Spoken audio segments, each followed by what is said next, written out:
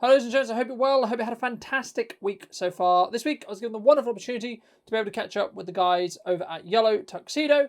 We were able to talk about everything: content creation, marketing, digital visibility, why you should create content, how you should create content, and then some of the byproducts, of course, of what can happen when you actually create long form content or content over a longer period of time.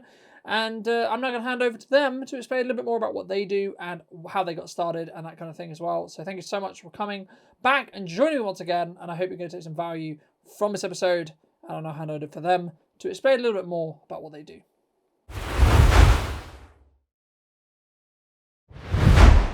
Hi, we're Emily and Alan from Yellow Tuxedo.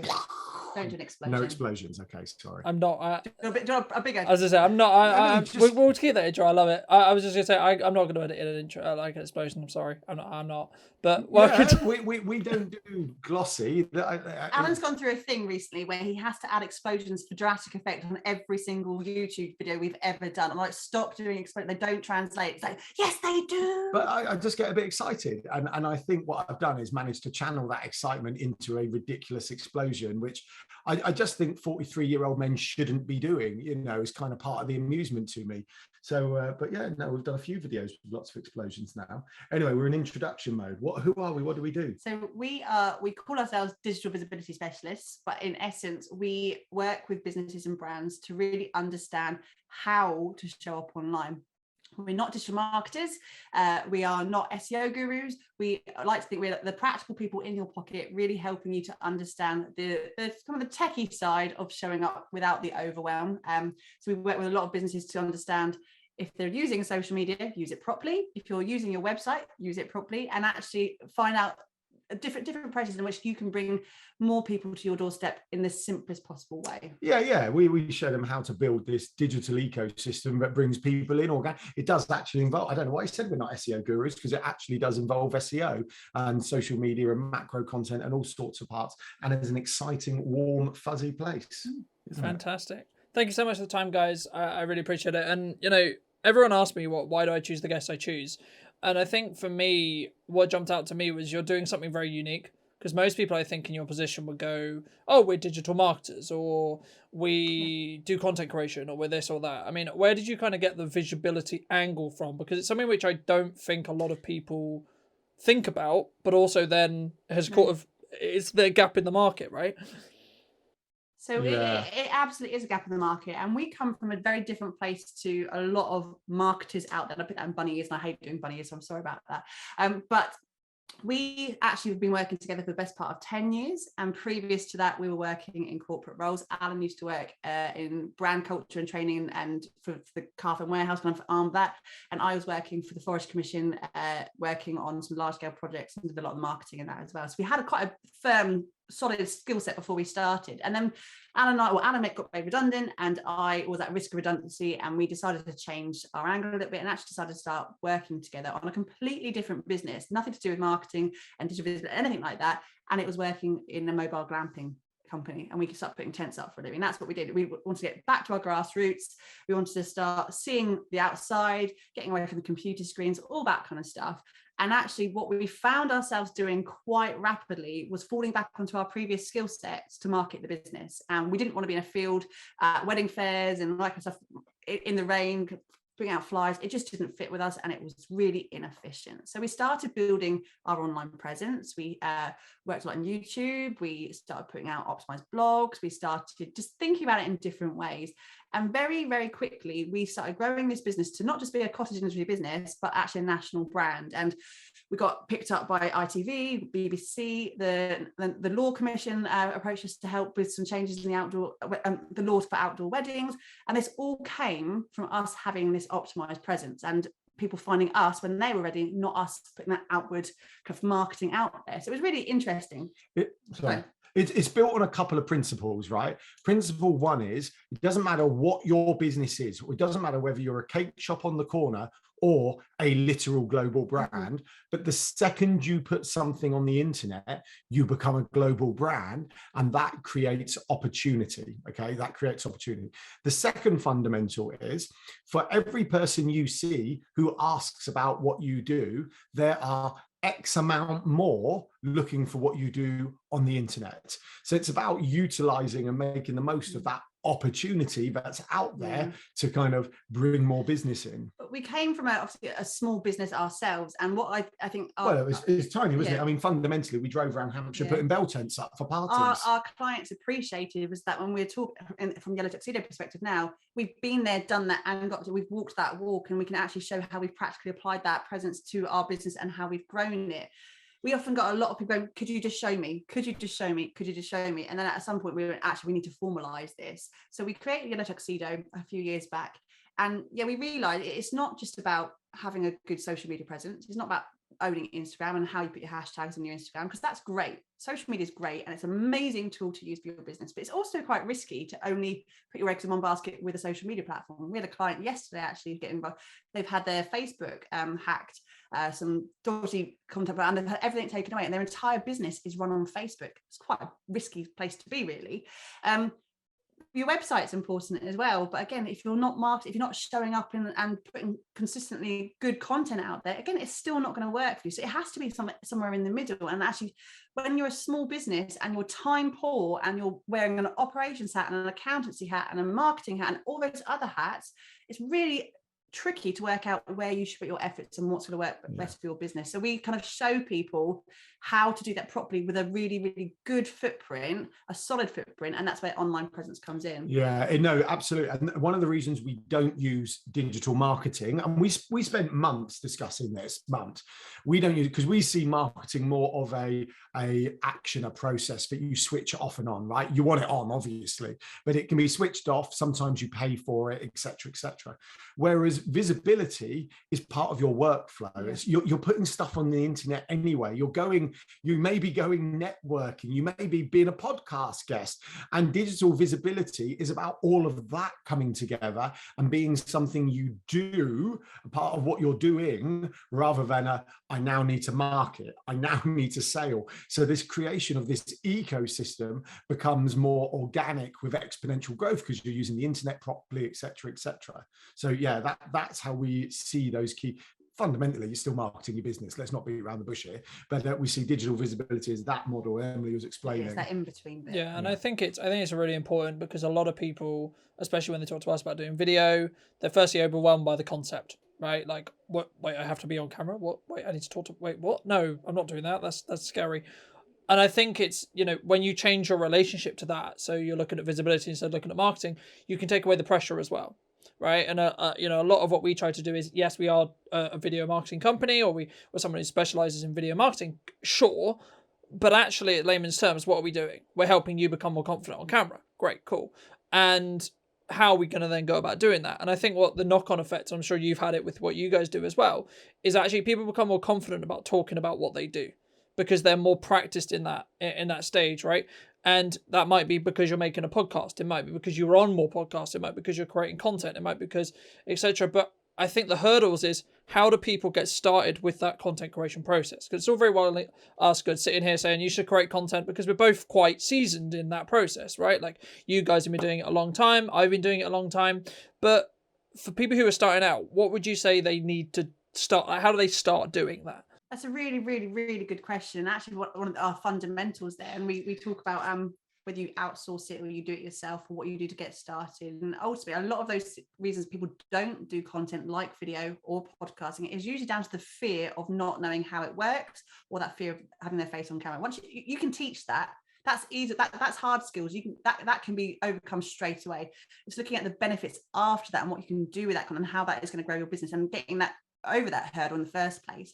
But really, in terms of starting, it's understanding, having a clear understanding of what that content's going to do for you. We, like you, and obviously you work in video marketing, it's about video is top of the tree. Video and podcasting, if you can nail that, not only is it great content where you can absolutely inform and educate your audience in front of you in the clearest possible way from the literal horse's mouth, but it's what you can do with that content that's going to help enable everything else that you do. Like, we talk about macro content a lot in our spiel, and it's about the fact that one video could become our podcast, it could go into your blog posts, it could be part of your short form content, it could be in your in your reels, it can inform your short your micro content in terms of what you post on Instagram, what you post on LinkedIn. It becomes so much more of your structure there. But actually it's the what do I do to get started? Well, quite frankly, if you're not paying a company to help with your video marketing, pick up your smartphone. You pick it up and you press record, you go. It's that simple. We understand a lot of people we talk to are not feeling confident on this. And we say this to our clients, but fundamentally there is an element of you're running a business. Your business you want to sustain or grow. There has to be a point at where you go, I'm going to pull up my big girl pants and get on with it. I'm going to consume content. I'm going to seek support. But at some point, you just need to do it. And if, as Emily said, if that just doing it is picking up your phone and recording a little video of yourself, like now, interesting, we've not always been like this. There's some absolute car crash content from us from about 10 years ago out there. But we've been doing this kind of week in, week out for a decade. Of course, we come across a little bit more confident with it. We're absolutely, but as Emily said, like you can remove some of that fear, that blockers by actually understanding how to press go live, how Instagram going live or video or reels works, or how to create a podcast. Is knowledge and inclination can go a long way. You got to want to do it, so work out how to do it, then go and do it. Alan always uses quite a great analogy of ultimately, if you owned a physical shop. You've got a clothing shop and a customer comes through your front door, you're going to say hi to them. You are going to the way of go, how can I help you today? How can I help and help them make that purchase? So why will we not do that online? Why do we struggle with the fact that we want to put our face on camera because we're scared of the fear of talking to people? You do that in an actual physical environment, whether you're confident or not. It's part of your job. And this is just an extension of your job there, is informing and talking to your current audience and letting them get to know your brand. I think the shop analogy is such a good one we use, because you're right. So you could own a shop and you could stand outside the door and hand a flyer out to everyone who walks past, okay? And great, that means whoever walks past your shop who chooses to take it and doesn't bin it gets a flyer. Fab.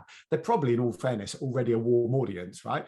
So what then if you then went a bit further away and started giving out flyers a bit more, and you start looking at it on this kind of old school way of marketing, and then you go, well, I'm going to go on local radio or local TV if it exists, and you start doing these things, or a billboard. And it's the same with this visibility thing. You've got to think about bang for buck for your efforts. You can flyer outside the front door, or you can get confident and comfortable with creating a bit of video content or podcast. And as we always say, right, if you're doing video content, you don't even need to be in it. You could create, show reels and stories and text-based things. You only need to go on like TikTok or Instagram Reels to see as many videos as there are without actually anyone in them. We've got a client who's just got 227,000 views on a reel. Yeah. It's 8 seconds long. Pouring candle wax.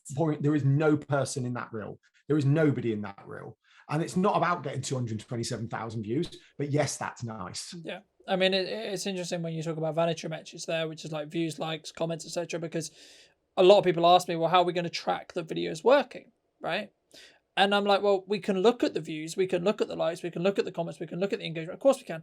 But they're not as important as most people initially think, right? When they start. Fantastic if you get them and they help with, we get an endorphin hit. Great, that video got loads of views. Great, it did really well. And it helps them justify the cost, doesn't it? Yeah. But at the end of the day, what I think the core about creating content is the confidence level that you're going to get by doing it. I think that's the most important thing for me anyway. As someone who's created content for a long time, I'm confident because if I can confidently talk in front of a camera, I'm then more confident, or be able to be more confident and less worried about judgment, which leads into my next question, which is going to be, when you're talking to other people at networking, or when you're doing a presentation at networking, or when you're putting yourself out there a bit more. Because I think the main hurdle that we found anyway, why people don't necessarily do it, is because they don't want to put it online, because what if that unknown person, who can be quote unquote anonymous, is going to say a mean thing, or is going to say, oh, you've got a spot, or oh, you look weird, or your hair's wrong, or you're talking rubbish, or whatever. I mean, what would you say to people who, because I think there's a lot of people who create content, get some negative feedback, and then they stop, because it kind of hits them and they go, oh, what would you say to those people who you shouldn't stop, right? That is the key there. But how? Sorry. No, I'll let Emily answer the how. First thing is, and I know this is a tricky concept, but if you're getting trolled, it probably means you're doing something right.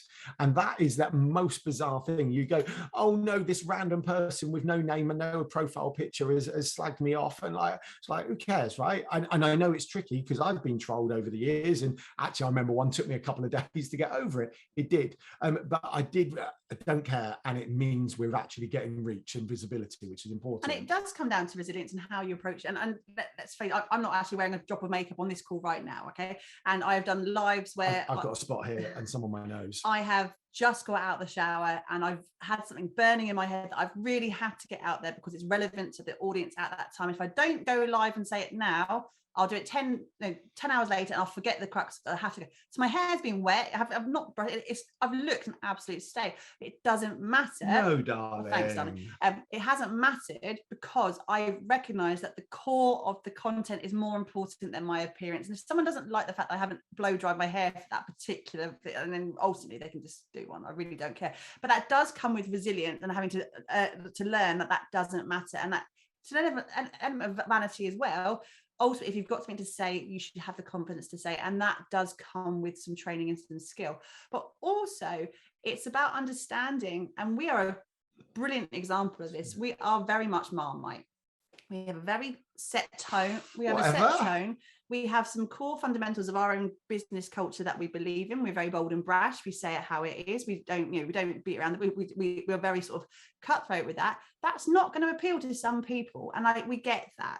But it will appeal to a large group of other people. Go, wow, that's refreshing. Now that's quite different. And actually having the confidence to say it the way you want to say it, and not worrying about those trolls and that negative one, because it will happen. Of course, it's going to happen. It's part of nature. We're a horrible human race, absolutely horrible. But it's about seeing the benefit that outweighs that negativity as well, and that forging ahead. Because at some point, the consistency of you doing that and still showing up with your hair wet or whatever, or coming onto, is going to gel with a wider audience who do get it and want to work with you and see that benefit. So it's about the consistency and the thicker skin, a real thick skin. No, it is. You do have to dig deep at times, but you have to dig deep when you do your tax return and everything else as well.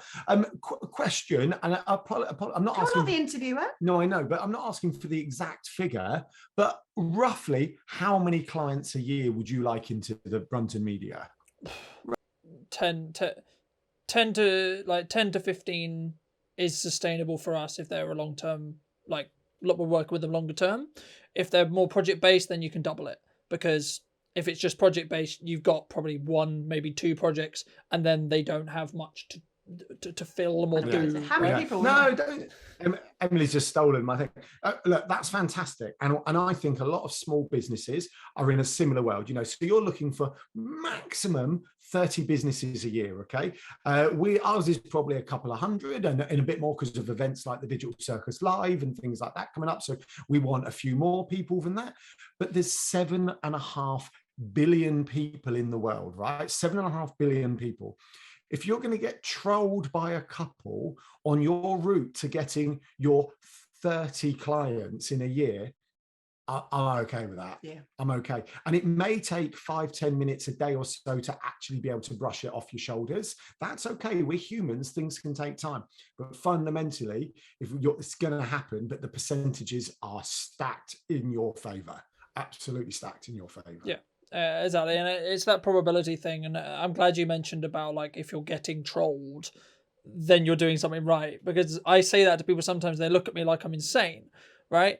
And it's something which you think established once you've created content for a while, that you understand that, okay, attention, you've got attention now suddenly, right? People are stopping and they're actually consuming your content.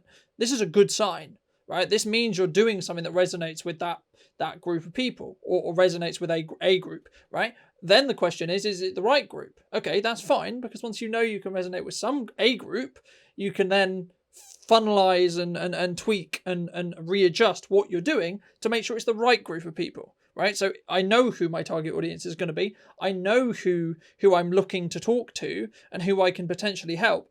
So if I'm not hitting those people, okay, let's tweak some language. Okay, let's tweak some styles of content. Let's okay, well maybe on the wrong platform, right? Like if I'm looking for business owners, maybe me being on Facebook isn't the best use of my time, right? So maybe I should push more of my efforts into LinkedIn. That doesn't mean you should ignore the others, TikTok, Instagram, etc. But you should put most of your effort into the one which you feel is going to have more likelihood that you're going to talk to the right people, right? Yeah.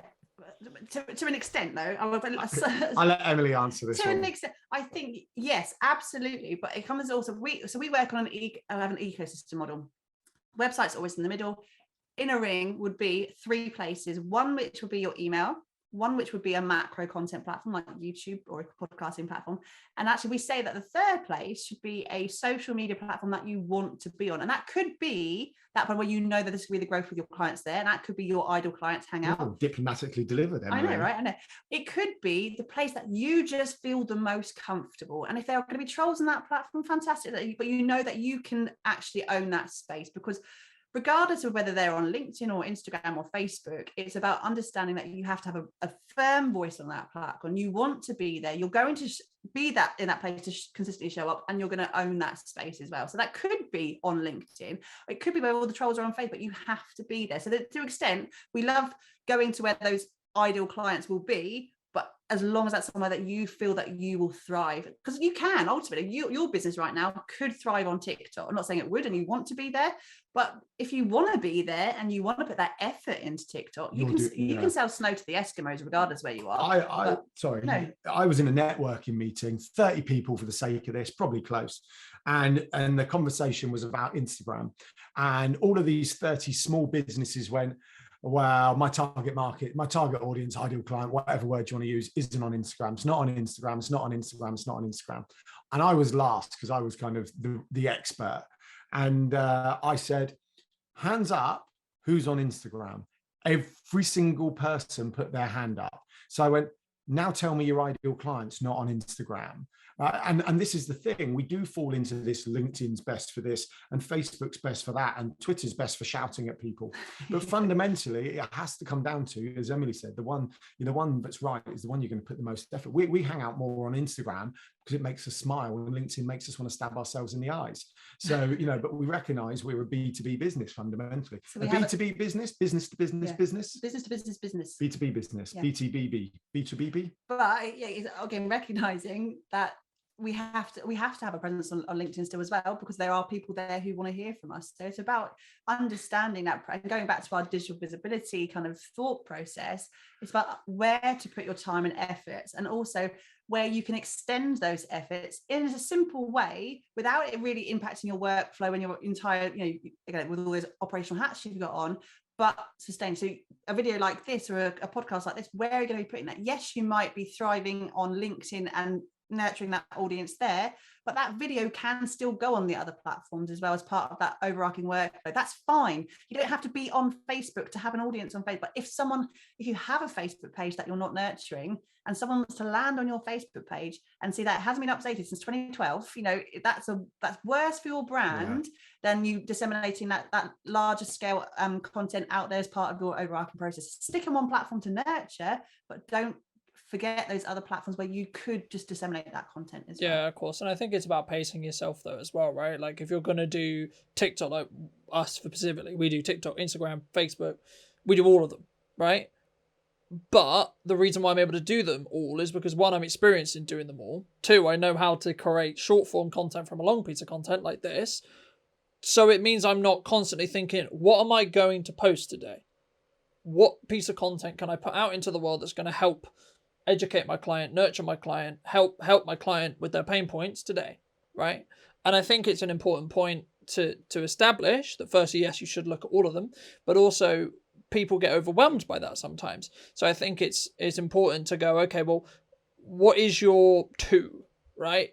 If you're only going to do 2 and you're going to do 2 well, okay, then do 2, right? But what are your 2? And then you can look to maybe start them with TikTok. Then you can look with Instagram. Then you can look at whatever the other platforms are, that depending on what ones you're on, right? And I think it's something which a lot of people struggle with, but also they don't think about longer term, because I think people, especially when they talk about video, they think they're going to do a promotional video and then suddenly the phone's going to never stop ringing. Is that possible? Yes, of course, but not for sustainability, right? You can do a promotional video, you can do a video that showcases your product or service, great, fantastic, but then you need to follow it up with other stuff. You need to follow it up with new content. You need to follow it up with more value that you're adding about whatever it is that you do, right? So why should I come to you instead of going to someone else? And I think this leads on quite nicely to, I didn't expect this, but I had a suspicion that there was something quite large happening within Only, because I know James and Kelly quite well and etc. So I wasn't told anything, but I could make an educated guess, right? And obviously this was pre-announcement of the digital circus that's happening in the next couple of weeks. I mean, for those people who have no clue what is that event, right? Like, what's the point of it? Who's it for? I need to do an explosion. You can do it. Go for it. Need explosions. So we actually have the digital circus has a little bit. We've literally just been doing an Instagram live about the story of the digital circus, actually, which is quite interesting how you've asked. So we started a membership back in 2020 when the first lockdown hit. We recognized Yellow Tuxedo does its thing. We do our one-to-one stuff that's been going on forever. But when the lockdown happened, we saw so many small businesses who were standing still, petrified of what to do next. They could have been bricks and mortar, they could have been physical businesses there. And overnight, they lost all of their income and they had no idea where to go next, how long this was going to be for, and what should they do. And we really believed at that point we needed to go and help some people. Just some casual, here, have you thought about we knew how to move online, so we thought, well, we can help as many people as possible. We were really fortunate. One of our bell tent business, it unfortunately is no longer with us, but that stood still. We lost 100% of our it's no longer with us. It lost all of its revenue overnight, and we didn't get a cent from Boris. That's one of those things. But we were very fortunate that we could move online with our other business, and that actually did really well during lockdown. So we created a membership so we could give as much learning as possible at a really affordable price for small businesses to go, okay, what can I do next? Here are some tangible things I can do. Let's take that further. And we expect that to be just a self-learning platform. That's all we really wanted to be. But really quickly, it grew, and it grew into a really, really big, thriving community of a lot of other small businesses, all supporting, collaborating, showcasing each other, working together, doing some amazing stuff. A bit like a circus. Circuses are all about individual acts. They're doing their own thing, but actually, as a collective, you're putting on a bloody good show at the same time of it. So that's why it was called a circus. That, and the fact that we are all ringmasters of our own circuses. We are all holding on to all those plates and all those plates. We're that centre person in our ring. So therefore, we should firmly have that spotlight on us when we want it to be, and understand how to control that ring as well. Fast forward to Digital Circus Live, we really wanted to have a celebration. We wanted to have, at the end of that first year of membership, have a celebration of everything that people have been achieving. We wanted to have a big top in a field. We wanted to have all that kind of going on in a physical event. Again, COVID happened, and unfortunately, it wasn't to be. We've been working in digital for such a long time. Why would we not put on a digital event? And then the Digital Circus Live was kind of born. Yeah, no, it was. Sorry, I didn't mean to interrupt. But there's a couple of key little bits along this kind of Digital Circus Live path. Like, we've always wanted to try and push boundaries a bit. So we've only been going a few years now, but live streaming, bizarrely, still wasn't mainstream a few years back. So we wanted to try and, to our audience, our followers, our community, we would every 6 months we would deliver kind of a next level, a next step, and one of those was this platform called Hopin at the time, which big corporations were using, but small business wasn't using. And in a time when Zoom was becoming Zoom fatigue, we were like, and actually it was my sister who works for a large company, said, I've just been to a conference on this platform. And I went, let me have a look at that. And I went, Emily, I found the platform for the Digital Circus Live. And and it's really fascinating. And this is a side story into the Digital Circus Live. But when Zoom, one way, right? When you use Zoom, it's about the host giving you information, okay? And that's where a lot of the Zoom fatigue has come from, is because I'm just sat here listening. So we wanted to try and put the experience back into the user's hands, and Hopin allows that. So when you enter Hopin, it's literally like walking into a conference center. You have the main stage area, you have the workshops, you have an exhibition hall, and you have a networking area. And you can run multiple things at once. You can run all 4 of these areas at the same time. And in the workshops, you can have more than one workshop at a time. So this allows us to put 15 speakers and workshop hosts on, an exhibition hall and a speed networking area, all at the same time, and you choose which one you go and see. And that's the key part. And then what you don't watch, get everything back on replay anyway. So it's an absolute no-brainer of a day, whether you want to be inspired, learn, network or collaborate. That's kind of what our buzzwords for each of the zones. It's just so much going on. Last year was our first dip into it. So we had the first Digital Circus live show in May last year, and we weren't sure how it was going to go. Was it going to be a success? It was our first foray into absolute punt in the dark, wasn't it? And the connect, honestly, the biggest thing out of all of that was the networking side of it. The fact that so many people were under one virtual roof together, one big top together, and actually feeling like they were in a conference together and having an away day, but they were sat in their office or their living room. And this year we wanted it to be as big and exciting as last year, but what could we do differently? So we are really fortunate. Only have got involved this year, and they are sponsoring the Only networking zone. So that's an explosion. Speed networking area for people to come and meet brand new faces. And also we've got amazing speakers coming on board. Everything from telling your story to growing your audience to creating online courses, and those hard skills mixed with the soft skills of it, but with a real emphasis on the fact that these are not all big name speakers, and that was really important to us. Massively important to us. Our biggest name, we've got MailerLite, the email automation company coming along, but that's as large as we're going up. Because actually what we find is important as small businesses, and you might find as well, is I love hearing the success stories when people are actually doing it who are like me. I don't want to be inspired by, Bill Gates. Well, Bill Gates is great, but I don't know if we've got the budget for Bill Gates this year. I don't need that. I need to hear from other people who are feeling just like me, who are doing amazing things as well. So it's a really big celebration of small businesses doing amazing things in one space. And we're looking forward to it. And there's a few things we've talked about, and it all loops back. Okay, so the Digital Circus Live is a celebration of digital visibility, business growth, and opportunity. We've talked about opportunity and growing businesses and digital visibility. It's still called the Digital Circus because it's still about lots of unique individuals coming under one roof for a period of time and creating something amazing. All of these topics and these little nuances just keep coming back round and round and round. And then there is that, but it also informs our content, coming back to visibility. We realized quite early on that actually we can't do all things all the time. So we've segmented our year. We have our years split into thirds, really. Our first half, our first third is all about this event. Thirds and halves. The second third is about our one-to-one stuff and growing, doing that hard graft work in the middle. And then in the last part of it, we focus a lot on our YouTube channel and putting that content out there and content creation, because we can't do content creation all day, every day. We'd love to, but we can't. You've got a business to run. Actually, the Digital Circus Live becomes what we talk about, and the whole Gary Vee approach of document, don't create. That's such a buzz, but it's so true. Let's talk about how we're creating it. Alan does a lot on TikTok about how he's feeling in terms of the build up to launching tickets, and we talk about how Hopin's a platform. Not everyone's used Hopin, so therefore we do run throughs of how to use that as a platform, a little how-to video on how to use Hopin for the Digital Circus Live. It all kind of fits together, but we're showing up, we're being consistent, we're putting that content optimized everywhere, and it's building our digital ecosystem with legacy and opportunity and everything that comes with that. Yeah, and I think that's a really important. It's interesting because not a lot. Everyone asks me, how do you create YouTube content? How do you do this? How do you keep up with and run the business? Right? Like, how do you do all this content stuff and then also provide it for clients, then also be on top of yours, and also then do this and have a podcast and do this, and then so you can just see their brains exploding, right? And I think it's a very interesting point that what you talked about there. I mean, you mentioned Gary and the document, don't create, which is a very important principle to follow, because then you're suddenly not in this world of, what should I create today, right? You're just filming what you do in our case, right? It might be document, e.g. write it down, whatever. Also, what I really like about what you said, which is an interesting concept I think people should take, is circumvent or block, to do basically time blocking, but longer form. Time blocking as, okay, so for this quarter, we are going to focus on this activity, right?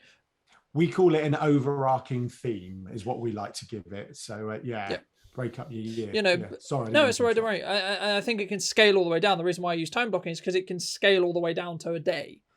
So what hour by hour by hour by hour are you going to do? If you look at anyone who does a lot of stuff or is really successful, or we'll use Gary as the example, as he's a mutual one that everyone will understand here, he I don't think he even does it now, but someone must time block his day. There's no way he can do the amount of things he does and has the amount of content that he does that he's physically in, right? Because you can outsource the editing and so on, but what you can't outsource is you in front of a camera, right? Talking and explaining stuff and being on a podcast. That just takes the time it takes, right? So you have to be able to time block that time, right? To say, okay, well, I've got this hour where I'm going to be talking to the guys from Yellow Tuxedo. Great, fantastic. So I know for this hour, that's what I'm going to be doing.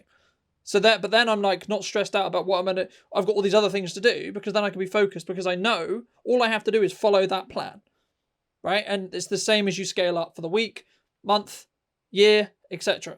I mean, I think Sure. But the bit, I think the key part to what you've just said is, yes, you may time block this hour for a podcast with us. But for me, I'm then thinking, how far can I take that 1 hour? So for me, when that comes to, let's use Gary Vee again as an example. He may have 10 to 11 blocked off for recording a video, but at 9 to 10, he was delivering a keynote. And this is the point. So at 9 to 10, he's done that keynote, but then still goes on to become content. And yes, it's a pie in the sky example because he'd be paying for a team, but it's the same thing, isn't it? How many times have you been in a chat like this and not created a piece of content from it, and then sat there and gone, oh, I need to put something out on social media today. Why aren't you putting this out? Why aren't you doing what you're doing? And that's the beauty of like the Digital Circus Live for us. So our speakers need a video on how to use Hopin. So I'm going to create that video, put it on YouTube, put it in a blog, and email it to the speakers. So I've got bang for that buck with that effort I've put in. But also, when you think about time blocking, and I love time blocking as well, and I think it's really, really great to get. I'm rubbish at it, but I love it. Okay, right. I was going to say, not from where I'm sat, darling. We talk far too much. It looks pretty, though, doesn't it? But we do have that clarity with our week, month, quarter, with why with it. And if I could give anyone a biggest takeaway for their social media content, if they're even thinking about that, I'm posting onto social media and I need to post 5 times a week on Instagram or whatever that looks like to you. What you need to do. Yeah. It's, if you're on that platform with purpose and you know why you're there, it becomes so much easier to know why you're there. If you're there to be promoting whatever event or your service, or you've got a new product launch coming up, or you have your podcast, or you have something, it's so much easier to be creating the content for that platform because you have thought ahead, going, my theme for this quarter, month, week, whatever that is for you, it doesn't have to be a quarter. It just makes life so much simpler because it's not, again, like that. I don't want to take a picture of a cup and go, look at my lovely mug. Check out this cup I saw today. It's great. No one gives a flying hoot, they don't care. It's if you have purpose there and you find it simple to create that content because you know why you're creating the content and you have that drive to do it because you see the benefit from creating that content, overcoming that initial hurdle of I'm scared to put my face on camera. And actually social media becomes so much easier because you know why you're there. We got a story about this actually, and I think the point of the story is not the immediate first thing you're going to think of. So we've got a friend who's a coach and has been a coach for donkey decades and started creating a podcast to kind of help grow his business years ago. But now his podcast is quite successful, does very well out of it. But now he's discussing changing it to I'm a podcaster who can coach. And this isn't a story about success. This is a story about the evolution of your business and content, and how when you realize how important that content is, it can start to adapt and change things. He still does coaching. That's his bread and butter work. But he now leads with this kind of content element, this podcaster. And also all of his kind of networking and marketing is all led by this podcast, and it's such an interesting thing when we see businesses who see this content creation, this marketing, this digital visibility as something, I don't know what to do, I don't know how to do. But actually, when you work out how to do it and you find that thing that works for you, and we can show you how to do it, and you find that thing that works for you and your workflow, actually, it can massively change the dynamic of who you are and what you do. And I think that's an exciting place. And it should not be seen as alien or difficult, although accepting it can be alien and difficult to you. Yeah, and I think it moves back to the point we were talking about when it comes to confidence as well, right? Because a lot of, like using Gary's example, a lot of his keynote talks, I imagine at the start, was building his confidence to actually talk about what he does, right? But it has a reciprocal effect. So when you say you're a TED speaker or you're a speaker or etc., okay, so then the question becomes, what about? Okay, so what do you talk about, right? So at length, then it gives you a free pass to basically say, well, I'm an expert in X, Y, or Z, right? So maybe in my case, it's, video marketing and marketing, or in your case, it's digital visibility. Okay, great. But suddenly you've hooked someone in to understand you're not just the tacticianer, you're actually an expert because you are talking about it, you are creating podcasts about it, you are creating content about it. And that's what I think allows people to stand apart from each other, because it's very easy for me to say I'm an expert. It's very difficult for me to prove that I'm an expert, because if I can prove it, how do I prove it? Okay, if I've got 20 videos or 30 videos or 1,000 videos across multiple years explaining how to do this, I must be quite good at it, because I have to have something to talk about, right? I have to have something to create the content about. And that's where I think the difference is between someone who claims they're an expert and actually is, for me. And I think it's really important. I mean, how would you see the difference? Because it's very easy. I can go on my Instagram right now and change, I am the best footballer in the world. I could do that. I'm not. Nice to I'm meet not. Can you do keep I'm not, please? just to be clear. But I could, right? So how do people sort of distinguish the people who have just changed their bio to be like, I'm the best entrepreneur in the world, I'm the best this, I'm the best that, whatever it may be, to then actually understand that they are what they say they are? Yeah, but that's where it comes down to, again, why we started. That's a really interesting question. It's a brilliant question. But that's why we started Yellow Tuxedo, because we were so fed up of the noise and the crap out there. And you can see, I mean, we've seen people spend thousands upon thousands on their digital marketing and outsourcing that, because they've been told this person says this, and then this person says this, and then this person's claiming to be, and they've been doing their business for 3 months. They haven't got any kind of thing behind, anything to substantiate what they're talking about, but they've spent the money in them because they've been nice and shiny, they've got some nice pretty graphics on Instagram. But that's that thought leader part, doesn't it? That's your stamp. You are that stamping your authority as the person of influence who knows what you're talking about. And that's why videos and podcasts and blogs, for anything like that, where you can consistently show up and show them what you are doing and talk to them about this different opinion and changing that opinion for the good, they can take that. And why we love macro content in that way is that if you're consistently putting it out there and being that thought leader, people will find you when they're ready. And there's that balance there between finding someone on Instagram.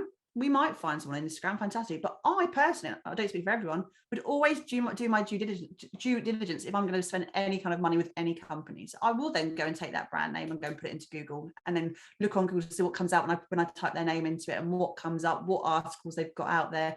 Do they have a big YouTube presence, that kind of stuff? And I will go and look at that. I will look at who's pointing to them. I will look at where they've guest blogged. I will do all of that, because that web of stuff is proving is putting you out there as that person of influence that I want to work with. And that's, sorry, Alan. No, you're right. That's why I think it's a really risky business to only put that into social media marketing and go, well, I've got a business and I'm on Instagram or I'm on Facebook.